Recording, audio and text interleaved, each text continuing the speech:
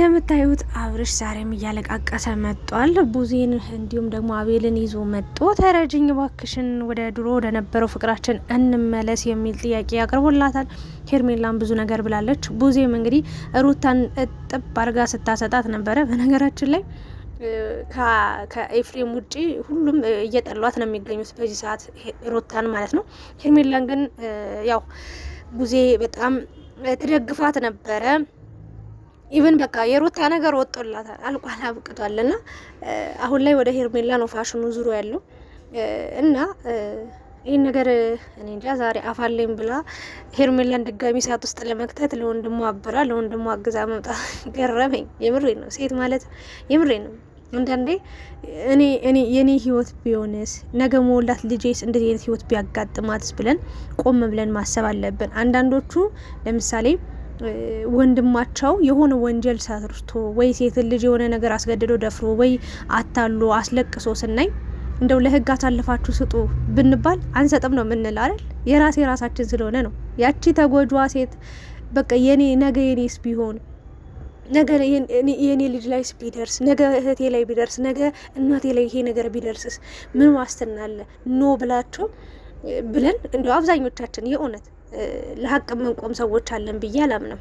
ይኖራል አውቃለሁ፣ ግን ደግሞ አብዛኛውን ለኔ የሚል እንጂ ለራስ ለሆነ ሰው ለማድላት እንጂ ትክክለኛ ፍትህ ሲሰጥ ትክክለኛ ፍርድ ሲሰጥ አላይም። እና ቡዜ ጋም የተረዳሁት ይሄን ነው። እንግዲህ ይሄ ልጅ ምን አይነት ባህሪ እንዳለው ከሷ አልፎ ተርፎ አብርሽን በደንብ አውቀዋለሁ ብላለች።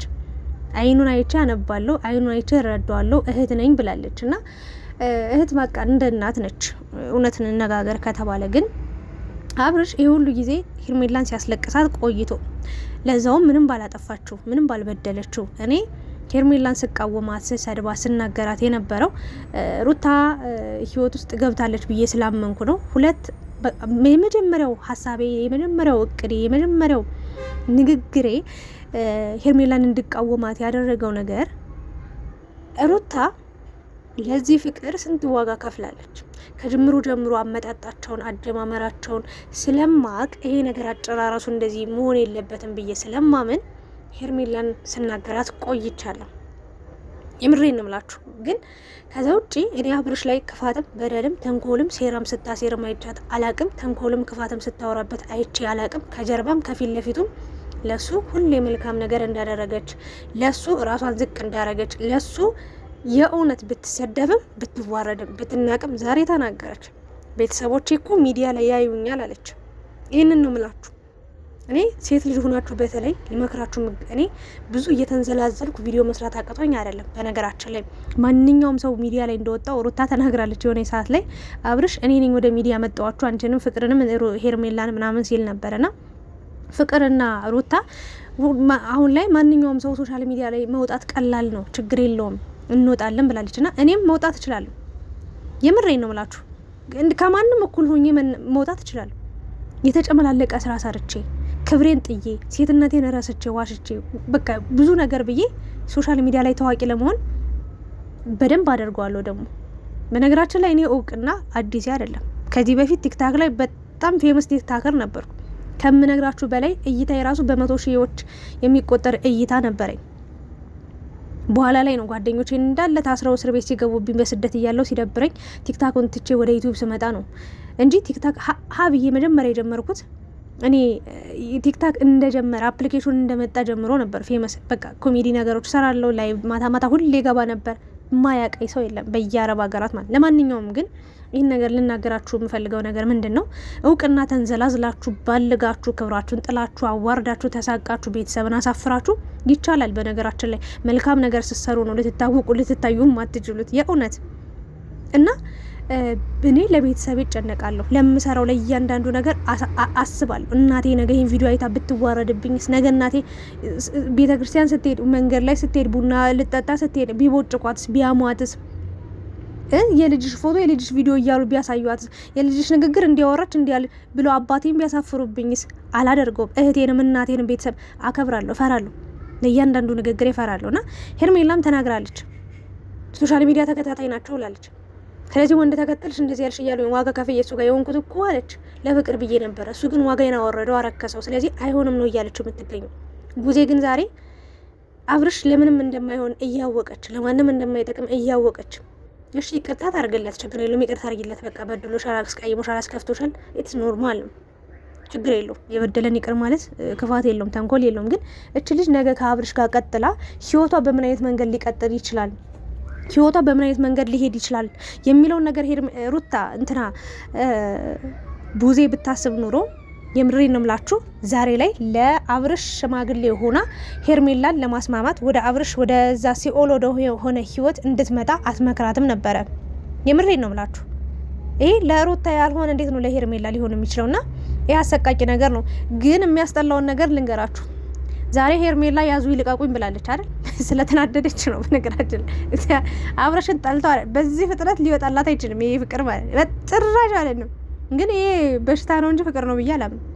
ሰው እየጠላኝ እየናቀኝ እያዋረደኝ እያሾፈብኝ እያፌዘብኝ ከኔ ሌላ ሴት ደርቦ 3ም 4ም ሴት አምጥቶ በቃ አልፈልግሽም ሂጂልኝ ብሎ ሙድ ሲይዝባት ሲተቃቀፍ ሲተሻሽ ሲላላስ ቆይቶ አስቡት። ምን አይነት ጥንካሬ ቢኖራችሁ ነው ይሄን ሰው አፍቅራችሁት ልትቆዩ የምትችሉት? በእውነት እኔ ከፊቱ ዞር ነው ምልለት እንጂ አልቆይም። እና ሄርሜላ ምን አለሽ በሉኝ። ያው እኔ የተናገርኳት መሬት ላይ ጠብ አትልም። ይሄ ቪዲዮ ለታሪክ ይቀመጥልኝ። ነገ ሄርሜላ ከአብርሽ ጋር በቃ ፍቅር ሆነናል ወደ ድሮ ተመልሰናል ብላ ካልመጣች እኔ እቀጣለሁ በፈለጋችሁት ነገር። አብርሽ ፍቅርንና ሩታን ለማብሸቅ ለማናደድ የተጠቀመው ሴራ ነው በነገራችን ላይ እንጂ አብርሽ ፍቅር የሚባል ነገር አይኖረውም፣ የለውም። ሲጀመር ፍቅር አያውቅም አብርሽ፣ ፍንም አያውቃትም። ስፔሊንጎችን ፍቅር የሚለውን ስፔሊንጉን እራሱ አያውቅም። የምሬን ነው፣ ምንም አያውቅም።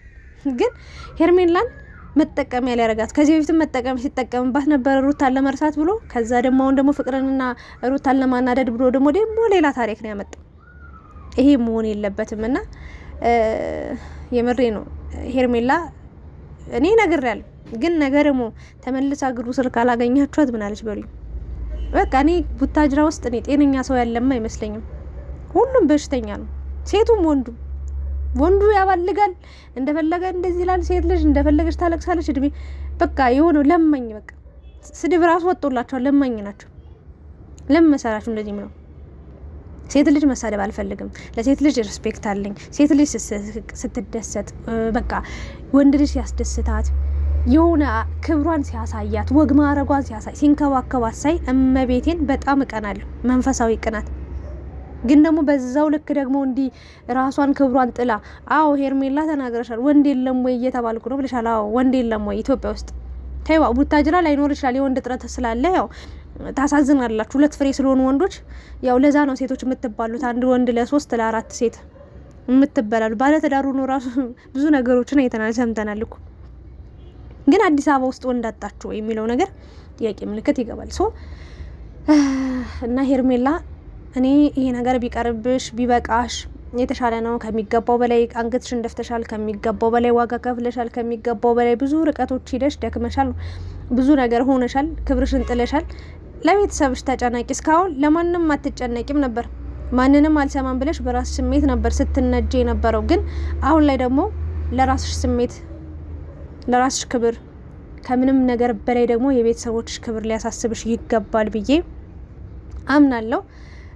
ሲፈልግ ሂጂ ሲፈልግ ነው የሚልሽ። አንቺ እቃ አይደለሽም፣ ማቴሪያል አይደለሽም፣ ገባሽ? ወይም እንስሳ አይደለሽም፣ በግም ከብትም አይደለሽም፣ ዶርም አይደል አይጥም አይደለሽም አይደል? እንዴ አንቺ ሁማን ነሽ፣ አንቺ ሴት ነሽ። ከዛ በላይ ደግሞ የምሬ ነው። እና ይሄ ነገር መሆን አለበት ብዬ አላምንም። ቡዜም ደግሞ ምን አይነት አንጀት ኑሮሽ፣ ምን አይነት ትዕግስት ኑሮሽ፣ ምን አይነት ችሎታ ኑሮሽ፣ ምን አይነት ጭካኔ ቢኖርሽ ነው በዚህ ልክ ሄርሜላን ድጋሚ ሰዓት ውስጥ እንድትገባ የምታደርጊያት? አብርሽ ይኸውላችሁ ያለ ሴት መኖር አይችልም። በነገራችን ላይ ፍቅርሽ በዛብኝ ብሎ ነው ጉድ እኮ ነው። ፍቅርሽ በቃ ከሚባለው በላይ በዛብኝ፣ እንክብካቤሽ በዛ ብሎ ነው በቃ እንደሌሎቹ ብታናነቀው ብታጣ። አብዛኛውን ወንድ ግን በነገራችን ላይ እንደዛ ነው የሚፈልገው። መድኃኒዓለምን ብዬ ልንገራችሁ፣ የኢትዮጵያ ወንድ በቃ የምታከብረውን ሴት፣ ዋጋ የምትከፍልለትን ሴት፣ ብዙ የምትሆንለትን ሴት አይፈልግም። የምታጣጥለውን በቃ ኮራ ቀብረር ጀነን ያለች ሴት ነው የሚፈልገው። እኛ አለን እንጂ እያለቀስን እድሜ ልካችን በቃ በቃ ፍቅሯ በዛብኝ። አስቡት እስኪ አንድ ሰው ሲንከባከባችሁ ሲወዳችሁ ፍቅር ሲሰጣችሁ ነው የሚሻለው ወይስ ደግሞ በውጣ በገባ ቁጥር ሲያንጓጥጣችሁ በሰው ፊት ሲያዋርዳችሁ ነው? አብርሽ በቃ ፍቅሯ በዛብኝ ብሎ ነው፣ ሌላ ተንኮል ሰርታበት አይደለም።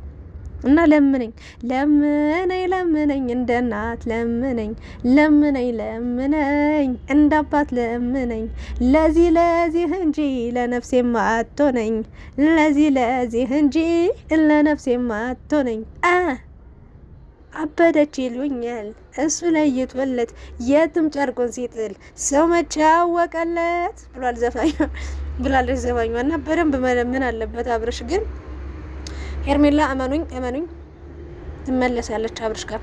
ችግሩ እሱ ነው ወይ ጉድ! የወጋ ቢረሳ የተወጋ ይረሳሉ። ለማንኛውም እስኪ እንግዲህ እናያለን።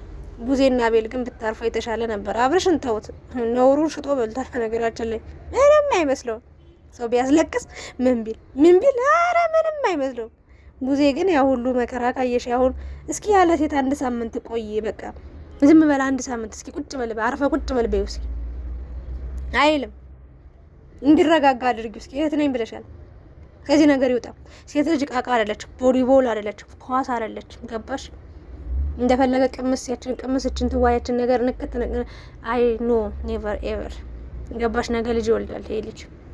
ነውር ብልግና ነውር ጌጡን የሆነበት መቆም አለበት ብዬ አምናለሁ። ሄርሜላ ከተመለሽ የራስሽ ጉዳይ ብዬ አቆማለሁ። ምን አገባኝ በሰው ህይወት ውስጥ በራሴ ህይወትም እንዴት ያልተጨነቅኩ እንደዚህ ያልተጠበብኩ። እንደዚህ ህይወት ብዙ ነገር ያስተምራል። አንቺ በህይወትሽ አንዴ ተሳስተሽ፣ ለምሳሌ አንዴ ስትሄጂ መታሽ ያደናቀፈሽ ድንጋይ ወይ ደግሞ ያደናቀፈሽ እንጨት ሊሆን ይችላል። ተመልሰሽ ስትመለሽ ካደናቀፈሽ፣ ከወደቅሽ፣ ካደማሽ፣ ካቆሰለሽ ጥፋቱ የማን ነው? ያንቺ ነው። ወይ መንገድ ቀይረሽ መሄድ ነበረብሽ ወይም ተጠንቅቀሽ ማለፍ ነበረብሽ። አለቀ። ይሄን ያለው ነገር አብርሽ ጋር አንዴ ስህተት ሰርተሻል፣ አንዴ የማይሆኑ ህይወት ውስጥ ገብተሽ ነበር። አሁን ወጥተሻል። ሰው በወጣሽበት በዛው ሂጂ። ተመልሰሽ ያን ስህተት እምትደግሚ ከሆነ ዋጋ ስትከፊ እድሜ ልክሽን ስታለቅሽ ትኖሪያለሽ። ሌላ አዲስ ነገር የለውም። ጨርሻለሁ።